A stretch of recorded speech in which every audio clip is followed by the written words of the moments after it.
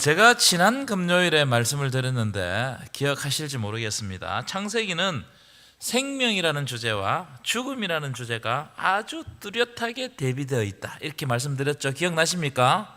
그래서 하나님께서 빛이 있으라 하시니까 빛이 딱 등장하는 순간 어둠이 물러가고 하나님의 세계가 펼쳐졌다. 여기 딱 보시면 인간 창조와 인간의 범죄가 대비를 시켜요. 그러니까 빛이 뭐냐, 어둠이 뭐냐, 하나님의 역사가 뭐냐, 또 죽음의 역사가 뭐냐, 이걸 대비시키고 있어요. 그리고 아담의 후에 셋의 족보가 쫙 나오고요. 그 다음에 살인자 가인의 족보, 가인의 후예들이 쫙 나옵니다. 이런 대비를 통해 가지고 우리는 어디에 속하는가, 이걸 우리들에게 보여주고 있는 거예요. 이거 조금 더 넘기시면 노아의 후손들이 또 나와요. 노아의 후손들이 쫙 나오고, 노아의 후손들과 함께 멸망당한 인간들의 군상, 이 죄들을 쫙 이야기합니다. 그렇죠? 이걸 또 대비시키는 겁니다. 그리고 조금 더 넘기면 아브라함이 등장하는데, 아브라함이 등장하면 누가 등장하죠? 조카 롯이 등장하는 거예요. 아브라함의 삶이 이런 삶이다. 하나님께 선택받은 삶은 이런 삶인데, 하나님께 선택받았지만 또 딴 길로 간 사람이 있더라, 롯이 있더라는 거예요. 이걸 대비시켜 가지고 우리들에게 보여주고 있습니다.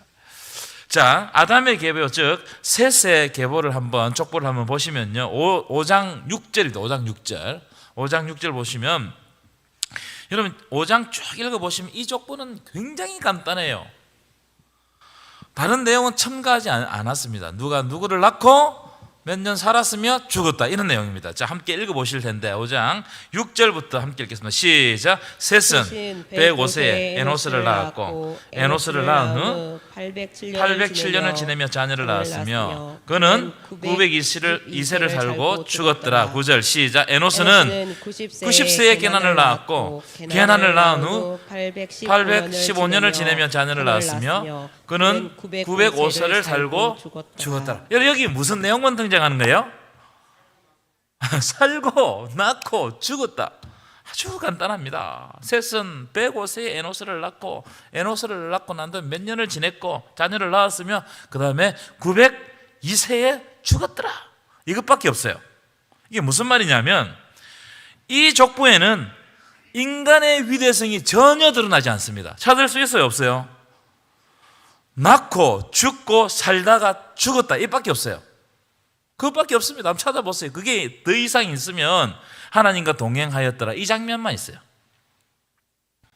여러분, 인간의 위대성이 드러나지 않는다는 것은 하나님과의 관계성을 강조하는 겁니다. 그래서 에녹 같은 사람 300년 동안 하나님과 동행하다가 하나님이 데려가심으로 그가 다시 있지 아니하였더라. 그러니까 이게 무슨 말입니까? 이 인간의 위대성이 싹 빠지고 하나님과 동행하는 관계성이 이 속에 자리 잡고 있다는 거예요. 상세히 기술하지는 않았지만. 자, 하지만 이 반대의 족보, 가인의 족보를 보면 좀 달라요. 자, 4장 17절 보여주실 거예요. 4장 17절 함께 읽겠습니다. 시작. 아내와 동침하며 그가 임신하여 에녹을 낳은지라. 가인이 무엇을 쌓았다고요? 성을 쌓았더라. 성을 쌓았더라. 여러분, 고대 사이에 성 쌓는 게 쉬워요, 어려워요? 엄청나게 어렵습니다. 그러니까 성을 쌓았다는 것은 위대한 일을 했단 말이에요. 위대한 일을. 그러니까 가인의 족보에는 처음부터 인간의 위대성이 출발하는 거예요. 성을 쌓았더라. 그 성 이름은 에녹이라 하였더라. 그러나 가만히 보시면 자신을 위해서 성을 쌓으면 쌓을수록 가인은 그 성 안에 갇혀가지고 하나님과의 관계가 끊어지는 겁니다. 이런 뜻이 내포되어 있어요. 가인이 성을 쌓았다, 이 말은 그 뜻이 내포되어 있어요. 20절도 보실 거예요. 20절도 보시면 인간의 위대성이 드러나는데, 야발은 누구의 조상이 되었다고요? 가축 치는 자의 조상이 되었다. 이 사람 가축을 어마어마하게 잘 쳤는 것 같아요. 사람들이 위대하게 보는 거예요. 인간의 위대성이 또 드러납니다. 21절에는 유발은 뭐 하는 사람이라고요? 수금과 통소를 잡는 예술가의 조상이 되었다는 거예요. 인간의 위대성이 드러나는 게 보이죠? 22절 두발 가인은 어떤 사람이었다고요? 한마디로 말하면 기계를 만드는 자의 조상이 되었다는 거예요. 가인의 족보는 시종일관 가인의 성을 쌓는 것부터 시작해가지고 인간의 위대성이 쫙 드라마처럼 쫙 펼쳐지는 거예요. 그런데 여기에서는 하나님과의 관계성은 하나도 찾을 수가 없습니다. 왜냐하면 그 최고 앞에 보면 가인이 하나님의 앞을 떠나갔다는 거예요. 그래서 여러분, 구원은 어떤 거냐? 여러분, 구원은 관계예요. 하나님과 관계를 맺는 겁니다. 하나님과 관계를 가지고 있고 하나님 안에 있는 그것 자체가 구원입니다. 아멘이십니까? 우리는 구원이라고 그러면은 뭔가 이상한 영적인 그런 카타르시스를 느끼는 이런 것을 생각하는데, 그게 아니고, 구원은 내가 하나님 안에 있냐, 하나님이 나와 함께 계시냐, 나와 동행하느냐, 이게 구원이라는 거예요. 그렇게 되면 어떻게 되느냐? 내 삶에서 인간의 위대성으로 높아가려고 하는 것을 뺀단 말이에요. 그리고 어디에 초점을 맞추느냐? 하나님과 동행하는 삶, 하나님과 관계를 가지는 삶에 초점을 맞추는 거예요. 이게 구원이고 이게 복이에요. 아멘이십니까?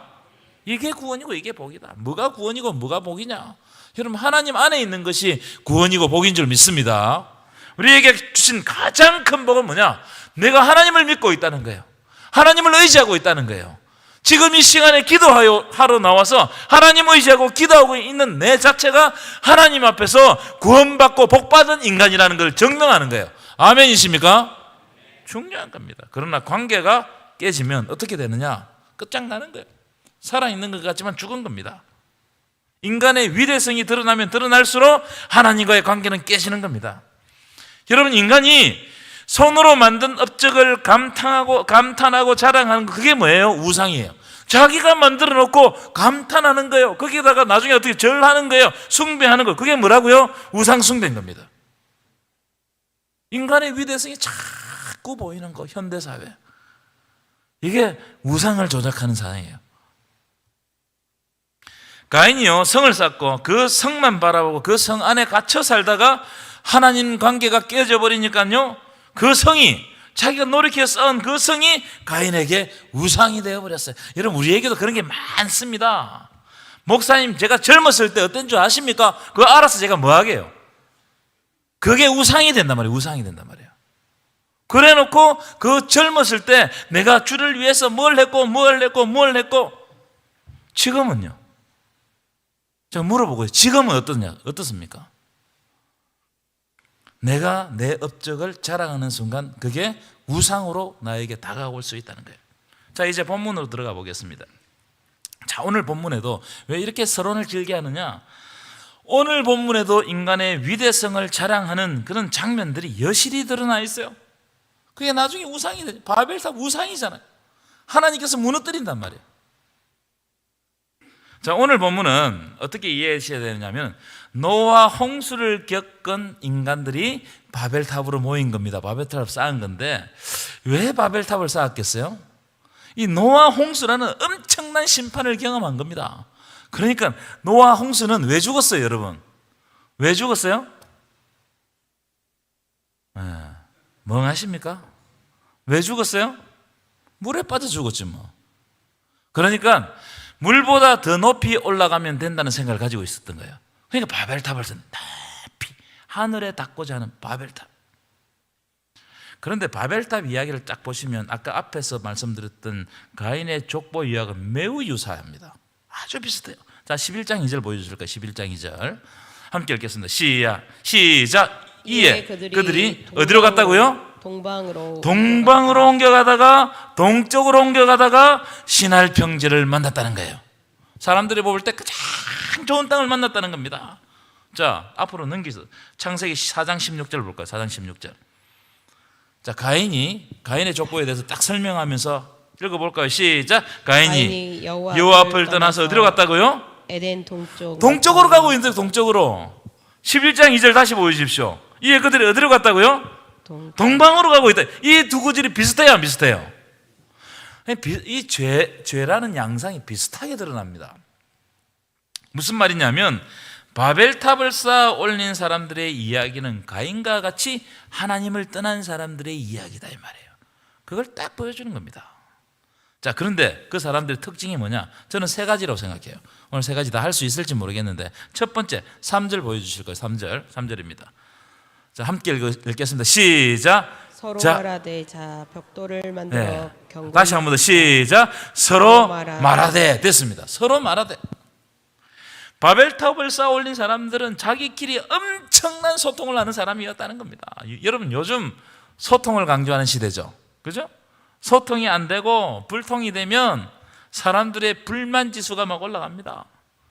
가정에서도 아마 그런 이야기 많이 듣는 분이 있을 거예요. 우리 아버지는 내하고 말이 안 통한다. 제가 어릴 때 그런 생각을 했거든요.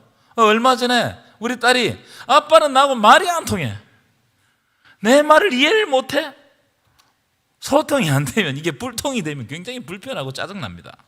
그런데 이 현상이 가정에서만 일어나는 현상이 아니고 사회에서도 그렇고 정치도 그렇고 모든 문화에서 소통이 일어나지 않으면 이게 이상한 현상이 일어난단 말이에요. 그래서 소통이 일어나는 사회는 좋은 사회다. 그러나 소통이 일어나지 않는 사회는 나쁜 사회다. 맞죠? 그죠? 그런 사회로 생각합니다. 물론 그렇습니다. 자, 그런데 오늘 3절 다시 보십시오. 서로 말하되, 이 말이 딱 정해. 저는 이 말이 우리들에게 의미하는 바가 크다고 생각합니다. 이 서로 말하되 이 부분을 제가 찾아보니까 사랑하는 연인끼리 사랑의 말을 주고받는 것처럼 긴밀한 동료의식을 가지고 서로에 대해서 주고받는다는 거예요. 아주 어떤 신뢰를 가지고 막 주고받는 말을 많이 하는 겁니다. 자, 그런데 여기에서 여러분 뭘 찾아야 돼요? 뭘 찾느냐면은 사람들이 오늘 바벨탑 사건을 보면 사람들이 말을 하고 벽돌을 굽고 올리고 막 이래 쌓고 하는데 사람과의 소통은 강조하지만 하나님과의 소통이 있어요, 없어요? 전혀 찾아볼 수가 없단 말이에요. 여기에는 오직 인간적인 지혜, 인간적인 격려, 서로 의논하고 많은 토론하고, 하지만 하나님과의 소통은 전혀 없어. 하나님의 뜻이 무엇인지는 이 바벨탑 안에 드러나지가 않습니다. 사람들의 뜻이 합쳐졌어요. 높은 탑을 쌓아요. 토론했어요. 격려했어요. 그러면서 높이 올라갑니다. 그런데 그게 하나님의 뜻이 아닌 거예요. 그럼 이게 여러분 굉장히 위험한 거예요. 우리는 계획을 잘 짜고 준비를 잘하고 서로 의논하고 소통하고 이러면 모든 결과가 다 좋다고 생각하면 아니에요.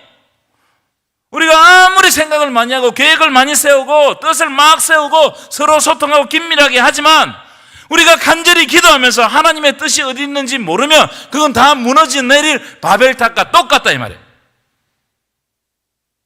그럼 이걸 우리가 깊이 봐야 돼요. 현대사회에 말이 너무 많습니다. 솔직히 저부터 시작해서 말을 많이 하면 그게 모든 것을 다 이루어간다고 생각해요. 그런데 우리 말 중에 쓸데없는 말들이 너무 많아요. 여러분들이 하는 말 가운데 하나님의 뜻을 구하고 간절히 기도하면서 하나님께서 지금 이 시대에 나를 통해서 무엇을 하기를 원하시는지 고민하면서 말하는 것이 있습니까? 없단 말이에요. 자기의 고집을 이야기하고 자기의 견해를 이야기하고 이것 때문에 어쩌면은 공동체가 무너져 내릴 수 있어요. 얼마 전에 어떤 장로님 저에게 말씀하셨어요. 목사님, 우리 교회 기도 자리가 비어가고 있습니다. 특별히 새벽 기도 자리가 비어가고 있습니다. 지금까지 계셨던 어른들이 이제 연로하셔가지고 점점 후선으로 이제 병원에 입원하시기도 하시고 못 나오시기도 하시고 그렇습니다. 그러시면서 하는 말이 목사님, 바통 탄치를 우리가 잘해야 안 되겠습니까? 제가 그 말에 뒤통수를 맞은 것 같았어요. 무슨 말이냐면 우리는 교회에 와가지고 이래 해야 됩니다, 저래 해야 됩니다 막 이야기를 많이 하지만 정작 기도의 자리를 채우자, 겸면하고 하나님과 소통하자, 하나님의 말씀을 듣자, 함께 자리하자, 이게 사라지면요 교회에 있는 목적이 사라지는 거예요. 교회는 한 공동체가 함께 모여서 하나님께 기도하면서 하나님의 뜻을 받는 공동체가 교회입니다. 믿으십니까? 그래서 여러분에게 제가 제안하고 싶습니다. 이 자리가 다음 세대에게, 우리 이웃에게 이어질 수 있도록 권면하고 함께 해야 돼요. 그래야 됩니다. 아멘이십니까? 새벽 시간에 제가 어떤 젊은 집사님 두 부부가 목사님 말씀을 듣고 새벽 제단을 지키기로 했습니다. 너무 감사했어요.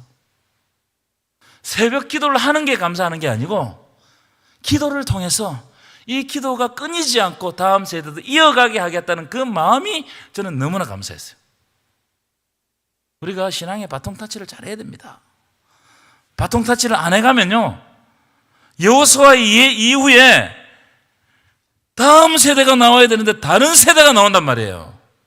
그 책임을 누구한테 묻겠어요? 기도해야 됩니다. 일을 두고.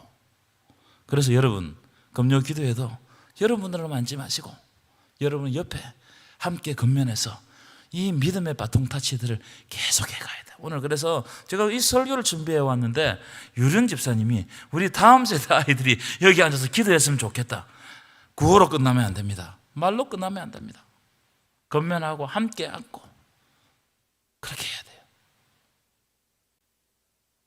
인간적인 말을 하는 것보다 함께 앉아서 함께 기도하는 것이 더 중요하다. 믿으십니까? 이런 공동체가 되시기를 간절히 축원합니다. 두 번째, 하나님을 떠난 사람들의 특징이 뭐냐 하면 대신한다는 거예요. 대신한다는 거예요. 자, 3절 안 볼까요? 3절. 하나님이 주신 것을 인간이 만든 것으로 대체해버립니다. 자, 3절 읽겠습니다. 시작. 자, 서로 말하되 자, 벽돌을 만들어 견고히 굽자 하고 이에 벽돌로 돌을 대신하며 역청으로 지능을 대신하고. 뭘 대신해버려요. 여기서 말하는 벽돌은 인간이 기술로 만든 거죠. 벽돌, 그죠? 인간이 구워서 벽돌로 만든 겁니다.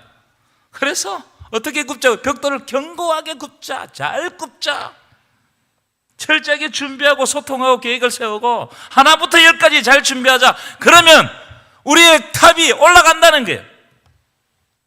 그렇게 하면 될까요? 좀 있으면 무너져 내려요. 이게 3절 다시 보여주실까요? 벽돌로 뭘 대신한다고요? 돌을 대신한다네. 역청으로 뭘 대신한다고요? 지능을. 이게 무슨 말입니까, 여러분? 돌은 자연적으로 하나님이 주신 거예요. 그걸 상징하는 겁니다. 하나님이 주신 걸 상징해요. 벽돌은 뭘 상징한다고요? 인간이 만든 거예요. 인간이 만든 거. 역청과 진흙도 마찬가지다. 역청은 어떤 거냐면은 끓여가지고 가공하는 겁니다. 역청을. 그래가지고 벽에 바르면 물이 안 새요.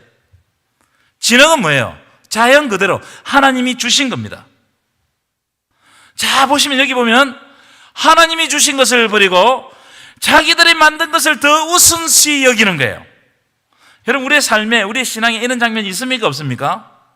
저는 많다고 생각해요. 우리는 주일마다 하나님 말씀을 듣습니다. 그런데 아이러니하게 저문을 나가는 순간 다 잊어먹어요. 축도하는 순간 다 잊어먹어버립니다. 여러분, 하나님 말씀 듣는다고 끝나는 게 아니잖아요. 하나님의 말씀은 내 삶에 적용할 때 그때 비로소 능력이 드러납니다. 예수님께서 내 자리를 들고 가라 그 말씀에 순종할 때 그 사람의 삶이 바뀌는 거예요. 아멘이십니까? 하지만 대부분의 사람들은 딱 전문을 나가는 순간 세상 것으로 대신해버려요. 대체해버려요. 영원할 것 같습니까? 다 무너져 내렸어요. 지금까지 존재했던 제국들 다 무너져 내렸습니다. 사울 한번 보세요. 추락하는 건 날개가 있어요, 없어요? 무슨 말인지 잘 모르군요. 추락하는 건 날개가 있어요, 없어요? 사울 보면 추락한 날개가 없어요. 그냥 바로 꼬라박습니다. 바로 떨어져 버려요. 여러분, 하나님이 주신, 나에게 주신 것을 소중하게 생각해야 됩니다. 하나님 주신 것, 하나님의 부르심. 여러분, 하나님이 여러분을 부르신 줄 믿습니다. 이 부르심을 소중하게 생각해야 돼요. 부르시면 사명을 맡겨주시는 거예요. 사명. 이를 소중하게 생각해야 됩니다. 여러분, 하나님은 우리에게 주신 소명과 사명을 통해서 일하시는 거예요. 우리가 소명과 사명을 행할 때 어느 순간 우리의 길이 열리는 거예요. 아멘이십니까? 하나님은요, 다윗이 쫓겨다닐 그때 다윗을 유심히 봤다고 생각해요. 그렇죠? 요셉이 종살이하고 감옥에 들어갈 그때 하나님은 요셉을 유심히 보는 겁니다. 왜냐하면 그들이 하나님의 가치, 하나님과 동행하는 걸, 하나님이 주신 것, 이걸 소중하게 간직하거든요. 그러니까 다릅니다, 여러분. 하나님이 쓰시는 사람 마음 자세, 태도가 달라요. 하나님이 쓰시는 사람은 하나님이 주신 것을 고이 간직합니다. 그리고 그것을 내 삶에 적용해요. 그런데 하나님이 쓰시지 않는 사람은 어떻게 하느냐? 아무리 하나님께서 은혜를 줘도 못 받아요. 못 받아. 간직하지 못해요. 다 쏟아버려요. 나가는 순간 세상 사람이 되어버려요. 세상이 난지 내가 세상인지 몰라요. 그건 뭐냐 말이에요. 하나님이 주신 것을 세상 것으로 절대로 대체하지 마라. 특별히 여러분들을 부르신 하나님 부르심이 있습니다. 그리고 여러분들에게 주신 하나님의 소명이 있습니다. 하나님 여러분들에게 소명하셔서 맡겨주신 일이 있습니다. 아멘이십니까? 그 일을 소중히 여기세요. 요셉이 애고에 사로잡혀가 감옥에 있을 때도 하나님을 향한 그 부르심을 잃지 않았을 때 하나님은 요셉을 어떻게 한다고 세워가시는 거예요. 요셉이 생각하지 못하던 때에 요셉을 세워서 하나님께서 원하시는 자리에 딱 세워주시는 거예요. 그런 놀라운 역사가 여러분 삶 가운데 펼쳐지기를 간절히 축원합니다. 세 번째, 하나님을 떠난 사람들의 특징이 뭐냐면 성과 탑을 건설하여 하늘에 닿게 하고 우리의 이름을 내기를 원하는 거예요. 자기 이름을 내기를 원하는 거예요. 기도원이 왜 말년에 안 좋았을까? 많은 성서학자들이 이야기하는데요. 여러분, 기도원은 하나님 앞에서 큰 용사였습니다. 300명으로 13만 5천 명을 물리친 사람이에요. 대단하죠? 고개를 끄덕이든지 대답을 하든지 아멘을 하든지, 불만이 없으면 저를 좀 기분 좋게 해주세요. 근데 그가 마지막에 비참한 말년을 보내요. 자기를 위해 가지고 에봇을 만듭니다. 에봇은 제사장이 입는 옷인데 자기를 위해서 만들었다. 이 무슨 말입니까? 이 묘한 이야기예요. 아내가 몇 명 되었어요? 70명이었습니다. 그 아들들이요, 그 다음부터 막 전쟁을 해가지고 죽고 죽이고 아비멜렉이 돼가지고 또 전쟁을 하고 난리가 났어요, 여러분. 자, 그러면 기드온이 말년에 왜 그렇게 되었을까? 그렇게 될 수밖에 없었던 어떤 이유와 어떤 자기가 캐치하지 못한 실수한 부분이 없었을까? 그러니까 제가 사사기를 쭉 읽으면서 많은 주석가들이 주석하는 부분을 보았습니다. 자, 사사기 7장 18절 볼까요? 사사기 7장 18절 함께 읽겠습니다. 시작. 다 나팔을 불거든 너희도 모든 진영 주위에서 나팔을 불며 이르기를 뭐라고 하라고요? 여호와를 위하라. 그 다음에 기드온을 위하라 하라. 여러분, 하나님의 이름을 높이는 것은 당연하죠. 그렇죠? 근데 여기에다가 자기가 전쟁을 나가면서 여호와를 위하라, 기드온을 위하라 이러면서 하나님과 기드온의 이름을 함께 높여버려요. 많은 주석가들이 여기에서 기드온이 앞으로 잘못될 가능성이 있다는 것을 보여요. 왜? 자기를 위해서 에봇을 만들잖아. 20절도 볼까요? 20절 함께 읽겠습니다. 시작. 내가 나팔을 불며 항아리를 부수고 왼손에 횃불을 들고 오른손에 나팔을 들어 불며 외쳐 이르되. 자, 그 다음 중요합니다. 시작. 여호와와 기드온의 칼이다 하고. 여기서는 여호와의 칼이다 이렇게 선포해야 돼요. 그런데 여호와와 누구의 칼이라고요? 기드온의 칼이다. 이걸 대부분의 주석가들이 이 기드온이 잘못된 길로 나아가는 시초로 지목해요. 여호와의 이름과 자기 이름을 혼용하는 겁니다. 혼용하는 거예요. 여러분, 이럴 때가 있습니다. 우리가요, 하나님이 주신 은혜를 자랑하다가 자기 자랑할 때가 많습니다. 특별히 대형교회를 이룬 목사님들 가운데서 이런 대목들을 제가 종종 발견하게 돼요. 여러분, 사탄이 왜 떨어진 줄 아십니까? 하나님이 받아야 될 찬송과 영광을 자기가 너무 아름다우니까 가로챈 거예요. 우리 속에서도 이런 모습이 발견됩니다. 발견돼요. 여러분, 겸손해야 됩니다. 우리는 오직 하나님께 영광, 우리는 낮아져야 돼요. 교회가 왜 분열하고 싸우는 줄 아세요? 나를 몰라주니까.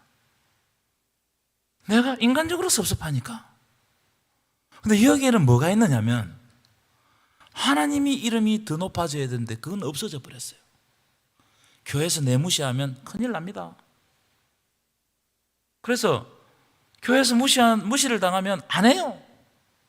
무시당했다고 내가 막 하면서 알러지 반응을 다 내요. 온 교회 사람들 다 알게. 조심해야 돼요. 누구의 이름이 높아져야 되느냐? 오히려 내 이름이 없어진 것을 감사하십시오. 하늘의 상이 넘칠 줄 믿습니다.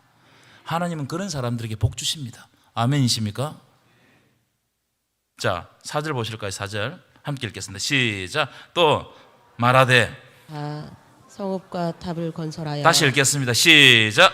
또 말하되, 자 성읍과 탑을 건설하여 그 탑 꼭대기를 하늘에 닿게 하여 우리 이름을 내고 온 지면에 흩어짐을 면하자. 자기 이름을 내는데 성과 탑을 건설해 가지고 그 꼭대기를 하늘에 닿게 하자. 하늘에 그 목적이 뭐냐 하면 우리의 이름을 내자.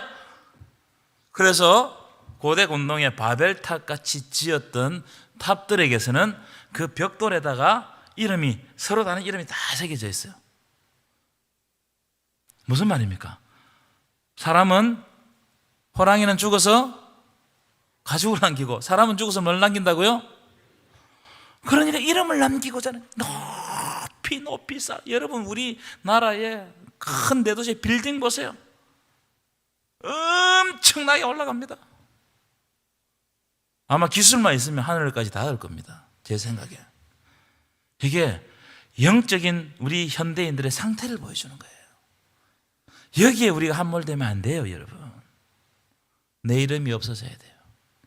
그리고 나는 사라지고 주의 이름이 높아져야 됩니다. 이게 우리의 삶의 목적이라고요. 근데 우리는 거꾸로 해요. 주님의 이름은 어떻게 되든지 말든지 간에 내 이름을 무시하면 안 된다 이거지. 이게 바벨탑을 쌓은 사람들의 논리입니다, 여러분. 잘 아셨어요? 그래서 여러분, 뭐 어디에서나 내 이름이 사라지는 것을 감사하십시오. 나를 통해서, 그 이름이 사라지고 낮아짐을 통해서 하나님의 이름이 높아질 줄 믿습니다. 그러면 오롯이 하나님께 영광 돌리는 거죠. 그 다음에 어떻게 하느냐? 하나님은 다른 방법으로 우리에게 복을 주십니다. 다른 방법. 예상치 못하던 때, 요셉이 감옥에 갇혀 있었지만 예상치 못하던 때 하나님께서 그를 지목하여 세워 그 자리에 세워주시는 거예요. 요셉이 알았습니까? 몰랐어요. 전혀 몰랐어요. 근데 그건 하나님의 방법이에요. 요셉은 혹시 자기를 통해서 하나님의 이름이 높아지기 위해서 자기를 헌신하니까 하나님은 그의 이름을 어떻게 하신다고? 높여주시는 거예요. 그래서 여러분, 하나님이 높여주실 때가 가만히 계세요. 안 높여주는지 아십니까? 높여줘요. 때가 되면 다 높여준단 말이에요. 그런데 내가 높아지려고 하는 그 순간 모든 것들이 바벨탑처럼 다 무너집니다. 혼잡하게 되는 거예요. 혼잡하게 되는 거예요. 가만히 있으면 높여줍니다. 하나님의 방법이에요. 믿으십니까? 찬양하겠습니다.